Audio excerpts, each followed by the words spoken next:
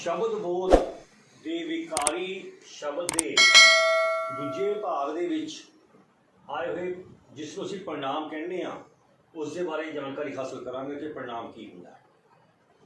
ਪ੍ਰਣਾਮ ਸ਼ਬਦ ਤੋਂ ਹੀ ਪਤਾ ਲੱਗਦਾ ਹੈ ਕਿ ਪ੍ਰਣਾਮ ਜਿਹੜੇ ਸ਼ਬਦ ਨਾਮ ਦੀ ਥਾਂ 'ਤੇ ਵਰਤੇ ਜਾਣ ਉਹਨਾਂ ਨੂੰ ਪ੍ਰਣਾਮ ਕਿਹਾ ਜਾਂਦਾ ਹੈ। ਜਿਵੇਂ ਮੈਂ, ਤੁਸੀਂ, ਉਹ, ਇਹ, ਮੇਰਾ, ਭਾਵ ਇਹ ਸਾਰੇ ਸ਼ਬਦ ਨੇ ਜਿਹੜੇ ਨਾਮ ਦੀ ਥਾਂ 'ਤੇ ਵਰਤੇ ਜਾਂਦੇ ਨੇ। ਮੈਂ ਤੁਹਾਨੂੰ ਇੱਕ ਉਦਾਹਰਨ ਦੇ ਰਿਹਾ। ਮੋਹਨ ਸਕੂਲ ਜਾਂਦਾ ਹੈ ਅਤੇ ਉਹ ਉੱਥੇ ਜਾ ਕੇ ਪੜ੍ਹਦਾ ਹੈ। ਭਾਵ ਜਿਹੜਾ ਸਾਡਾ ਮੋਹਨ ਹੈ ਉਹ ਨਾਮ ਹੈ, ਪਰ ਉਹ ਉੱਥੇ ਜਾ ਕੇ ਪੜ੍ਹਦਾ ਹੈ। ਜਿਹੜਾ ਉਹ ਹੈ ਉਹ ਮੋਹਨ ਨੂੰ ਹੀ ਸੰਬੋਧਿਤ ਕਰ ਰਿਹਾ ਹੈ। ਇਹ ਜਿਹੜਾ ਉਹ ਹੈ ਉਹ ਪ੍ਰਣਾਮ ਹੈ। ਪ੍ਰਣਾਮ ਦੀਆਂ ਅੱਗੇ 6 ਕਿਸਮਾਂ ਹੁੰਦੀਆਂ ਨੇ। ਪਹਿਲੀ ਕਿਸਮ ਪੁਰਖਵਾਚਕ ਪ੍ਰਣਾਮ, ਦੂਜੀ ਕਿਸਮ ਨਿੱਜਵਾਚਕ ਪ੍ਰਣਾਮ, ਤੀਜੀ ਕਿਸਮ ਨਿਸ਼ਚੈਵਾਚਕ ਪ੍ਰਣਾਮ, ਚੌਥੀ ਕਿਸਮ ਅਨਿਸ਼ਚੈਵਾਚਕ ਪ੍ਰਣਾਮ, ਪੰਜਵੀਂ ਕਿਸਮ ਸੰਬੰਧਵਾਚਕ ਪ੍ਰਣਾਮ, ਛੇਵੀਂ ਕਿਸਮ ਪ੍ਰੇਸ਼ਨਵਾਚਕ ਪ੍ਰਣਾਮ।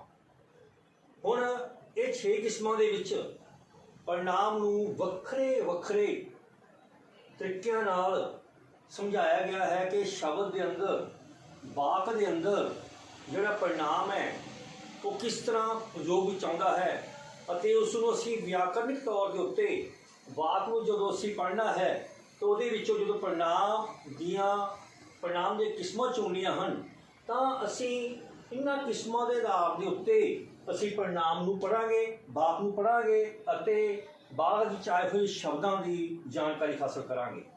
ਹੁਣ ਜਿਵੇਂ ਮੈਂ ਪਹਿਲੀ ਕਿਸਮ ਦੀ ਗੱਲ ਕਰਾਂ, ਪਹਿਲੀ ਕਿਸਮ ਸਾਡੀ ਹੈਗੀ ਪੁਰਖਵਾਚਕ ਪ੍ਰਣਾਮ। ਪੁਰਖਵਾਚਕ ਪ੍ਰਣਾਮ ਉਹ ਪ੍ਰਣਾਮ ਹੁੰਦਾ ਹੈ ਜਿਹੜੇ ਸ਼ਬਦ ਅਸੀਂ ਆਪਣੇ ਜਾਂ ਦੂਜੇ ਪੁਰਖਾਂ ਦੇ ਨਾਂ ਦੀ ਥਾਂ ਵਰਤਦੇ ਹਾਂ ਉਹਨਾਂ ਨੂੰ ਅਸੀਂ ਪੁਰਖਵਾਚਕ ਪ੍ਰਣਾਮ ਕਹਿ ਦਿੰਦੇ ਹਾਂ। ਜਿਵੇਂ ਮੈਂ, ਤੁਸੀਂ, ਉਹ ਆਦਿ। ਹੁਣ ਇੱਥੇ ਇੱਕ ਗੱਲ ਤੁਸੀਂ ਦੇਖੋ ਕਿ ਮੈਂ, ਤੁਸੀਂ, ਉਹ, ਇਹਨਾਂ ਨੂੰ ਮੁੱਖ ਰੱਖਦਿਆਂ ਹੋਇਆਂ ਆਪਾਂ ਪੁਰਖਵਾਚਕ ਪ੍ਰਣਾਮ ਨੂੰ 3 ਕਿਸਮਾਂ ਵਿੱਚ ਬਦਲਦੇ ਹਾਂ। ਪਹਿਲੀ ਕਿਸਮ ਹੈਗੀ ਉਹਦੀ ਉੱਤਮ ਪੁਰਖ, ਜਿਹਨੂੰ ਅਸੀਂ ਪਹਿਲਾ ਪੁਰਖ ਕਹਿੰਦੇ ਹਾਂ। ਦੂਜੀ ਦੂਸਰੀ ਜਿਹੜੀ ਹੈਗੀ ਉਹਦੀ ਮੱਧਮ ਪੁਰਖ ਅਤੇ ਤੀਸਰੀ ਹੈਗੀ ਅਨਿਆ ਪੁਰਖ। ਹੁਣ ਅਸੀਂ ਇਸ ਨੂੰ, ਜੇ ਮੈਂ ਇੰਗਲਿਸ਼ ਦੇ ਵਿੱਚ ਪ੍ਰਨਾਉਨ ਦੀ ਗੱਲ ਕਰਾਂ ਤਾਂ ਜਿਹੜਾ ਪਹਿਲਾ ਪੁਰਖ ਹੈ ਇਹਨੂੰ ਫਸਟ ਪਰਸਨ ਕਹਿੰਦੇ ਨੇ ਅਤੇ ਜਿਹੜਾ ਮੱਧਮ ਪੁਰਖ ਹੈ ਇਹਨੂੰ ਸੈਕਿੰਡ ਪਰਸਨ ਕਹਿੰਦੇ ਨੇ ਅਤੇ ਜਿਹੜਾ ਤੀਜਾ ਪੁਰਖ ਹੈ ਇਹਨੂੰ ਥਰਡ ਪਰਸਨ ਕਹਿੰਦੇ ਨੇ। ਹੁਣ ਉੱਤਮ ਪੁਰਖ ਪਹਿਲਾ ਪੁਰਖ ਦੇ ਵਿੱਚ ਵਿਅਕਤੀ ਜਿਹੜਾ ਹੈਗਾ ਉਹ ਆਪਸ 'ਚ ਗੱਲ ਹੁੰਦੀ ਹੈਗੀ। ਜਿਹੜਾ ਪਹਿਲਾ ਪਰਸਨ ਹੈਗਾ ਜਿਹਦੇ ਵਿੱਚ ਮੈਂ, ਮੈਨੂੰ, ਅਸੀਂ ਅਤੇ ਸਾਡਾ। ਮੈਂ ਉਸ ਨੂੰ ਕਿਹਾ, ਉਹ ਮੇਰੇ ਕੋਲ ਹੈ। ਮੈਂ ਉਸ ਨੂੰ ਕਿਹਾ, ਮੈਨੂੰ ਉਸਨੇ ਕਿਹਾ, ਅਸੀਂ ਸਾਰੇ ਇਕੱਠੇ ਗਏ। ਭਾਵ ਇਹ ਗੱਲ ਆਪਸੀ ਹੁੰਦੀ ਹੈ, ਉਸ ਨੂੰ ਅਸੀਂ ਉੱਤਮ ਪੁਰਖ ਜਾਂ ਪਹਿਲਾ ਪੁਰਖ ਕਹਿੰਦੇ ਹਾਂ। ਦੂਸਰਾ ਆ ਗਿਆ ਮੱਧਮ ਪੁਰਖ, ਭਾਵ ਉਹ ਪੁਰਖ ਜਿਹਦੇ ਵਿੱਚ ਦੂਸਰਾ ਵਿਅਕਤੀ ਸਾਹਮਣੇ ਆਉਂਦਾ ਹੈ ਉਸ ਨੂੰ ਅਸੀਂ ਮੱਧਮ ਪੁਰਖ ਦੇ ਨਾਮ ਵਿੱਚ ਲੈਂਦੇ ਹਾਂ। ਇਹਦੇ ਵਿੱਚ ਇਹ ਵੀ ਬੰਦਾ ਪ੍ਰੈਜ਼ੈਂਟ ਹੁੰਦਾ ਹੈ, ਤੁਸੀਂ, ਤੂੰ ਅਤੇ ਤੇਰਾ। ਉਹ ਤੀਸਰਾ ਹੈ ਅਨਿਆ ਪੁਰਖ। ਅਨਿਆ ਪੁਰਖ ਤੋਂ ਭਾਵ ਆ ਗਿਆ ਤੀਜਾ ਪੁਰਖ, ਭਾਵ ਤੀਸਰਾ ਪੁਰਖ ਪ੍ਰੈਜ਼ੈਂਟ ਨਹੀਂ ਹੁੰਦਾ ਪਰ ਉਸ ਬਾਰੇ ਗੱਲ ਕੀਤੀ ਜਾਂਦੀ ਹੈ। ਉਸ ਨੂੰ ਤੀਜਾ ਪੁਰਖ ਜਾਂ ਅਨਿਆ ਪੁਰਖ ਹੀ ਪਤਾ ਲੱਗਦਾ ਹੈ ਕਿ ਉਹ ਬੰਦਾ ਮੌਜੂਦ ਨਹੀਂ ਹੈ।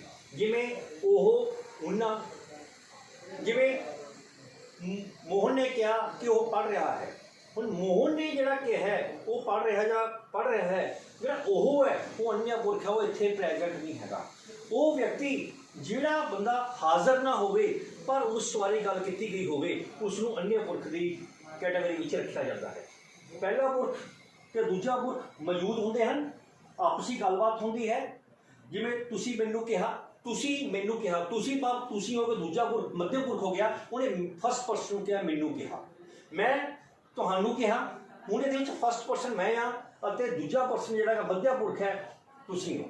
ਇਸ ਪ੍ਰਕਾਰ ਜਿਹੜਾ ਸਾਡਾ ਪੁਰਖਵਾਚਕ ਪ੍ਰਣਾਮ ਹੈ ਇਹਨੂੰ 3 ਕਿਸਮਾਂ ਦੇ ਅਧੀਨ ਦੇਖਿਆ ਜਾ ਸਕਦਾ ਹੈ। ਉੱਤਮ ਪੁਰਖ ਜਿਹਨੂੰ ਪਹਿਲਾ ਪੁਰਖ ਕਹਿੰਦੇ ਨੇ, ਮੱਧਮ ਪੁਰਖ ਅਤੇ ਅਨਿਆ ਪੁਰਖ। ਇਸੇ ਪ੍ਰਕਾਰ दूसरा ਜਿਹੜੀ ਦੀ ਕਿਸਮ ਹੈਗੀ ਨਿਜਵਾਚਕ ਪੜਨਾਮ। ਨਿਜ ਮੀਨਸ ਪਰਸਨਲ, ਆਪਣੇ ਬਾਰੇ। ਪਰ ਜਿਹੜਾ ਸ਼ਬਦ ਕਰਤਾ ਦੇ ਨਾਲ ਆ ਕੇ ਉਸ ਵਾਕ ਦੇ ਕਰਤਾ ਦੀ ਥਾਂ ਵਰਤਿਆ ਜਾਵੇ, ਇਹਨੂੰ ਸਮਝੋ। ਨਿਜ ਮੀਨਸ ਪਰਸਨਲ ਹੋ ਗਿਆ, ਆਪਣੇ ਬਾਰੇ। ਜਿਹੜਾ ਸ਼ਬਦ ਕਰਤਾ ਦੇ ਨਾਲ ਆ ਕੇ ਉਸ ਵਾਕ ਦੇ ਕਰਤਾ ਦੀ ਥਾਂ ਵਰਤਿਆ ਜਾਵੇ ਉਸ ਨੂੰ ਨਿਜਵਾਚਕ ਪੜਨਾਮ ਕਿਹਾ ਜਾਂਦਾ ਹੈ। ਉਦਾਹਰਨ ਦੇ ਤੌਰ ਤੇ ਮੈਂ ਆਪ ਉਸ ਨੂੰ ਸਮਝਾਇਆ। ਮੁੰਡੇ ਆਪਸ ਵਿੱਚ ਲੜਦੇ ਹਨ। ਹੁਣ ਤੁਸੀਂ ਇੱਥੇ ਗੱਲ ਦੇਖੋ, ਮੈਂ ਆਪ ਉਸ ਨੂੰ ਸਮਝਾਇਆ, ਇੱਥੇ ਕਿ ਮੈਂ ਆਪ ਇਹ ਦੋਨੇ ਨਿਜ ਨੇ, ਔਰ ਇੱਥੇ ਮੁੰਡੇ ਆਪਸ ਵਿੱਚ, ਜਿਹੜਾ ਆਪਸ ਹੈ ਇਹ ਨਿਜ ਹੈ। ਇਸ ਕਰਕੇ ਨਾ ਦੋਨਾਂ ਵਾਕਾਂ ਨੂੰ ਪਤਾ ਲੱਗ ਜਾਏਗਾ, ਪੜ੍ਹਨ 'ਤੇ ਪਤਾ ਲੱਗ ਗਿਆ ਕਿ ਮੈਂ ਆਪ ਉਸ ਨੂੰ ਸਮਝਾਇਆ ਨਿਜਵਾਚਕ ਹੈ। ਮੈਨੂੰ ਮੁੰਡੇ ਆਪਸ ਵਿੱਚ ਲੜਦੇ, ਮੁੰਡੇ ਆਪਸੀ ਲੜਾਈ ਹੋ ਰਹੀ ਹੈ, ਇਸ ਕਰਕੇ ਜਿਹੜਾ ਇੱਥੇ ਆਪਸ ਹੈ ਇਹ ਨਿਜਵਾਚਕ ਪੜਨਾਮ ਹੈ। ਜਦੋਂ ਅਸੀਂ ਕੋਈ ਵਾਕ ਸਾਡੇ ਕੋਲ ਆਉਂਦਾ ਹੈ, ਅਸੀਂ ਵਾਕ ਦੀ ਸਾਨੂੰ ਦੱਸਿਆ ਜਾਂਦਾ ਹੈ ਕਿ ਵਾਕ ਨੂੰ ਪੜ੍ਹੋ ਅਤੇ ਇਸ ਵਿੱਚ ਪੜਨਾਮ, ਇਸ ਦੱਸੋ ਵਿੱਚ ਪੜਨਾਮ ਚੁਣੋ। ਭਾਵ ਪਹਿਲਾਂ ਤਾਂ ਅਸੀਂ ਪੜਨਾਮ ਚੁਣਦੇ ਹਾਂ, ਫਿਰ ਤੁਹਾਨੂੰ ਉਹਦੇ ਵਿੱਚ ਇਹ ਪੁੱਛਿਆ ਜਾਂਦਾ ਹੈ ਕਿ ਪੜਨਾਮ ਦੀ ਇਹ ਕਿਹੜੀ ਕਿਸਮ ਹੈ। ਜਦੋਂ ਸਾਨੂੰ ਪੂਰਨ ਵਾਕ ਬਾਰੇ, ਪੂਰਨ ਪੜਨਾਮ ਬਾਰੇ ਜਾਣਕਾਰੀ ਹਾਸਲ ਹੋਊਗੀ ਤਾਂ ਅਸੀਂ ਉਸ ਵਿੱਚ ਬੜੇ ਹੀ ਆਸਾਨ ਢੰਗ ਨਾਲ ਅਸੀਂ ਉਸ ਨੂੰ ਦੇਖ ਸਕਦੇ ਹਾਂ। ਉਹ ਤੀਸਰਾ ਜਿਹੜਾ ਹੈਗਾ ਨਿਸ਼ਚੇਵਾਚਕ ਪੜਨਾਮ। ਜਿਹੜੇ ਪੜਨਾਮ ਕਿਸੇ ਦੂਰ ਜਾਂ ਨੇੜੇ ਦੀ ਜਿਸ ਦੀ ਚੀਜ਼ ਵੱਲ ਇਸ਼ਾਰਾ ਕਰਨ, ਭਾਵ ਨਿਸ਼ਚੇ ਹੈ। ਨਿਸ਼ਚੇ ਮੀਨਸ ਪਰਪੱਕਤਾ, ਪੱਕ ਕੀ ਹੈ। ਜਿਹੜੇ ਪੜਨਾਮ ਕਿਸੇ ਦੂਰ ਜਾਂ ਨੇੜੇ ਦੀ ਦਿਸਦੀ ਚੀਜ਼ ਵੱਲ ਇਸ਼ਾਰਾ ਕਰਕੇ ਉਸ ਦੇ ਨਾਂ ਦੀ ਥਾਂ ਵਰਤੇ ਜਾਣ, ਉਹਨਾਂ ਨੂੰ ਅਸੀਂ ਨਿਸ਼ਚੇਵਾਚਕ ਪੜਨਾਮ ਦੀ ਕੈਟਾਗਰੀ ਵਿੱਚ ਰੱਖਦੇ ਹਾਂ। ਜਿਵੇਂ ਆਹ ਕੁਝ ਬਣ ਰਿਹਾ ਹੈ, ਇਹ ਬੜਾ ਹਾਜ਼ਰ ਜਵਾਬ ਹੈ। ਹੁਣ ਤੁਸੀਂ ਦੇਖੋ, ਉਹ ਕੁਝ ਬਣ ਰਿਹਾ ਹੈ, ਉਹ ਨਿਸ਼ਚੇ ਭਾਵ ਜਦੋਂ ਇਸ਼ਾਰਾ ਕਰਨਾ, ਨਿਸ਼ਚੇ ਵੀ ਸਾਹਮਣੇ ਦੇਖਣਾ, ਅਤੇ ਇਹ ਬੜਾ ਹਾਜ਼ਰ ਜਵਾਬ ਹੈ। ਜਿਹੜਾ ਇਹ ਹੈ ਇਹ ਵੀ ਬੰਦਾ ਪ੍ਰੈਜ਼ੈਂਟ ਹੈ, ਨਿਸ਼ਚਿਤਤਾ ਦਿਖਾ ਰਿਹਾ ਹੈ ਕਿ ਬੰਦੇ ਦੀ ਪਰਪੱਕਤਾ ਹੈਗੀ। ਇਸ ਕਰਕੇ ਇਸ ਸ਼ਬਦ ਦੇ, ਇਸ ਨਿਸ਼ਚੇਵਾਚਕ ਦੇ ਵਿੱਚ ਉਹ ਅਤੇ ਇਹ ਜਿਹੜੇ ਹੈਗੇ ਨੇ ਉਹ ਨਿਸ਼ਚੇਵਾਚਕ ਪੜਨਾਮ ਨੂੰ ਸੰਬੋਧਿਤ ਕਰਦੇ ਨੇ। ਇਸੇ ਪ੍ਰਕਾਰ ਇਹਦੀ ਚੌਥੀ ਕੈਟਾਗਰੀ ਦੇ ਵਿੱਚ ਅਨਿਸ਼ਚੇ। ਹੁਣ ਦੇਖੋ, ਨਿਸ਼ਚੇ ਤੇ ਅਨਿਸ਼ਚੇ। ਨਿਸ਼ਚय हो गया निश्चितता, परपक्कता। अनिश्चय होगा वा परपक्कता का ना होना, सिर्फ गल करना। ਜਿਹੜੇ परिणाम शब्द तो किसी व्यक्ति, स्थान, वस्तु आदि का स्पष्ट ਜਾਂ निश्चितपूर्वक ज्ञान ना दे। ਇਹਦੇ ਜੇ ਧਿਆਨ ਨਾਲ ਦੋਨੇ ਸ਼ਬਦਾਂ ਦਾ ਆਪਸ ਵਿੱਚ ਦੇਖੋ, ਇੱਥੇ ਨਿਸ਼ਚੈ ਹੈ, ਇੱਥੇ ਪਰਪੱਕਤਾ ਹੈਗੀ, ਉੱਥੇ ਅਪਰਪੱਕਤਾ ਹੈ। ਨਿਸ਼ਚੈ ਅਨਿਸ਼ਚੈ ਆੜਾ ਲੱਗ ਗਿਆ। ਜਿਵੇਂ ਨਾ ਹੋਵੇ, ਜਿਵੇਂ ਕੋਈ ਗੀਤ ਗਾ ਰਿਹਾ ਹੈ, ਇੱਥੇ ਕਈ ਆਉਂਦੇ ਹਨ। ਹੁਣ ਦੇਖੋ ਵਾਕ ਨੂੰ ਤੁਸੀਂ ਜਦੋਂ ਪੜ੍ਹ ਰਹੇ ਹੋ, ਕੋਈ ਗੀਤ ਗਾ ਰਿਹਾ ਹੈ, ਕੋਈ ਦਾ ਮਤਲਬ ਕੀ ਹੈ, ਕੌਣ ਹੈ, ਕੋਈ ਕਲੀਅਰ ਨਹੀਂ ਹੋ ਰਿਹਾ। ਫਿਰ ਨਿਸ਼ਚੈ ਕਾ ਨਿਸ਼ਚੈ ਹੈ, ਵਿੱਚ ਅਨਿਸ਼ਚੈ ਦੀ ਆ ਰਹੀ ਹੈ। ਇੱਥੇ ਕਈ ਆਉਂਦੇ ਹਨ। ਹੁਣ ਇੱਥੇ ਗਿਣਤੀ ਅਨਿਸ਼ਚੈ ਆ ਗਈ, ਕਈ ਮੀਨਸ ਪਤਾ ਹੀ ਨਹੀਂ ਕਿੰਨੇ ਕੁ ਆਉਂਦੇ ਨੇ, ਕਿੰਨੇ ਕੁ ਜਾਂਦੇ ਨੇ। ਇਸ ਕਰਕੇ ਜਿਨ੍ਹਾਂ ਪੜਨਾਮਾਂ ਵਿੱਚ ਸ਼ਬਦਾਂ ਤੋਂ ਕਿਸੇ ਵਿਅਕਤੀ, ਸਥਾਨ, ਵਸਤੂ ਆਦਿ ਦਾ ਸਪਸ਼ਟ ਜਾਂ ਨਿਸ਼ਚੇਪੂਰਵਕ ਗਿਆਨ ਨਾ ਹੋਵੇ, ਉਸ ਨੂੰ ਅਨਿਸ਼ਚੇਵਾਚਕ ਜਿਹੜਾ ਹੈਗਾ ਪੜਨਾਮ ਕਿਹਾ ਜਾਂਦਾ ਹੈ। ਹੁਣ ਆ ਗਿਆ ਸੰਬੰਧਵਾਚਕ ਪੜਨਾਮ। ਸੰਬੰਧ ਤੋਂ ਪਤਾ ਲੱਗ ਗਿਆ ਦੋ ਚੀਜ਼ਾਂ ਦਾ ਆਪਸ ਜੁੜਨਾ। ਜਿਹੜਾ ਸ਼ਬਦ ਨਾਮ ਸ਼ਬਦ ਦੀ ਥਾਂ 'ਤੇ ਵਰਤਿਆ ਜਾਵੇ ਅਤੇ ਯੋਜਕ ਵਾਂਗ ਦੋ ਵਾਕਾਂ ਦਾ ਆਪਸ ਜੋੜੇ। ਹੁਣ ਤੁਸੀਂ ਗੱਲ ਦਾ ਧਿਆਨ ਦੇਖੋ, ਕੀ ਹੈ ਸੰਬੰਧ।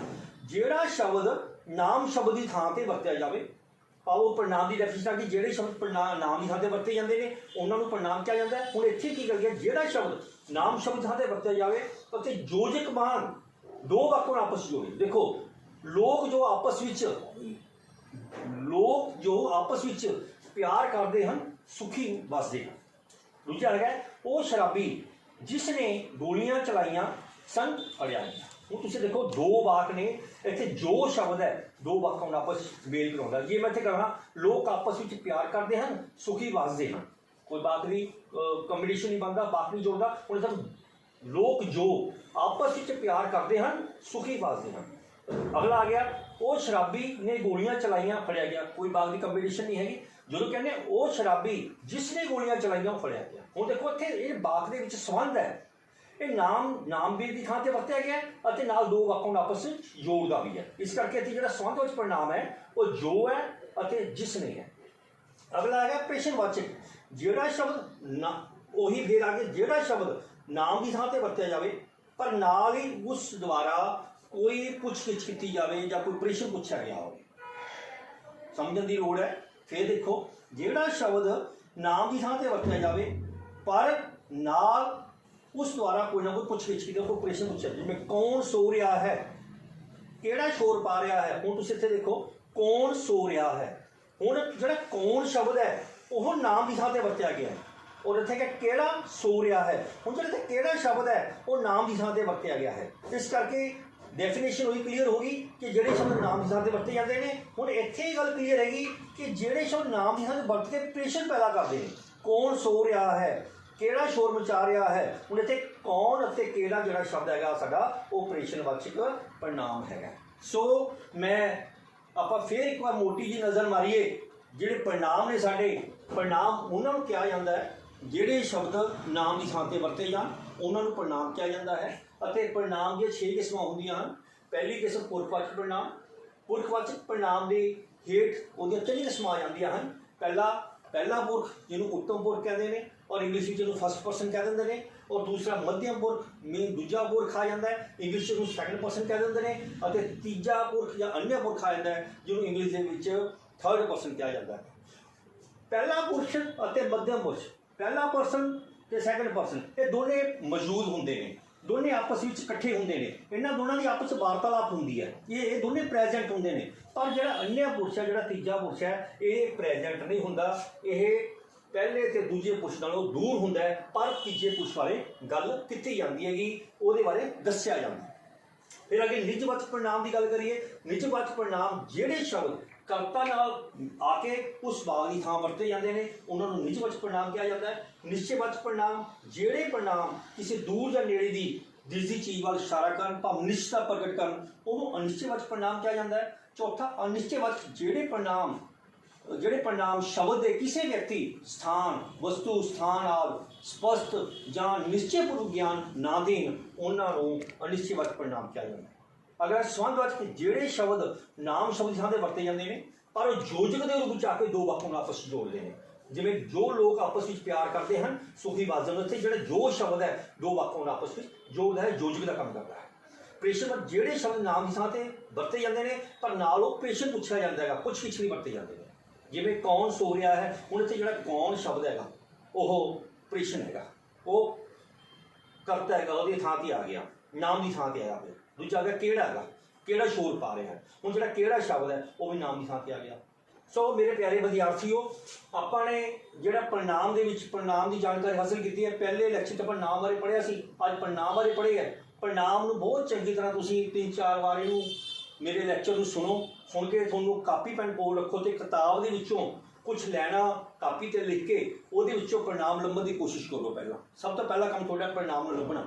ਜਦੋਂ ਤੁਸੀਂ ਪੜਨਾਮ ਲੱਭ ਲਿਆ, ਤੁਹਾਨੂੰ ਪਤਾ ਲੱਗੇ ਪੜਨਾਮ ਆਹ ਸ਼ਬਦ ਪੜਨਾਮ ਦੇ ਨੇ, ਉਸ ਤੋਂ ਬਾਅਦ ਫਿਰ ਅਗਲਾ ਤੁਹਾਡਾ ਜਿਹੜਾ ਸਟੈਪ ਚੱਲਦਾ ਹੈਗਾ, ਅਗਲਾ ਵਕਤ ਚੱਲਦਾ ਹੈ ਕਿ ਤੁਸੀਂ ਫਿਰ ਉਹਦੇ ਵਿੱਚੋਂ ਪੜਨਾਮ ਦੀ ਕਿਸਮ ਲੱਭੋ ਕਿ ਇਹ ਹੁਣ ਪੜਨਾਮ ਦੀ ਕਿਹੜੀ ਕਿਸਮ ਦਾ ਹੈ।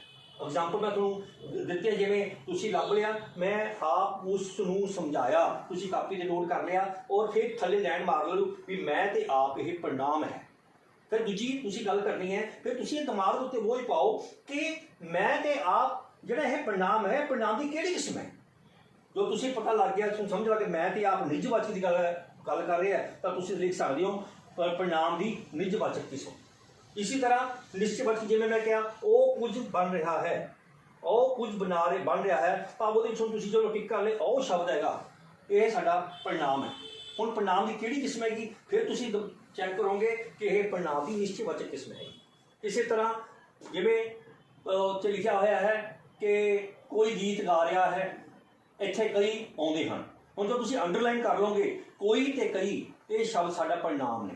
ਪਰ ਪੜਨਾਮ ਦੀ ਕਿਹੜੀ ਕਿਸਮ ਹੈ, ਜਦੋਂ ਤੁਸੀਂ ਉਹਨੂੰ ਪ੍ਰੈਕਟਿਸ ਕਰੋਗੇ, ਬਾਰ-ਬਾਰ ਕਰੋਗੇ ਵੀ ਜਿੰਨਾ ਕਿ ਕੋਈ ਆ ਗਿਆ ਜਾਂ ਕਈ ਆ ਗਿਆ, ਇਹ ਪੜਨਾਮ ਦੀ ਅਨਿਸ਼ਚਿਤਤਾ ਹੋ ਗਈ, ਭਾਵ ਵਿੱਚ ਕਲੀਅਰਟੀ ਨਹੀਂ ਹੈਗੀ, ਇਨਡੈਫੀਨਿਟਤਾ ਆ ਗਈ।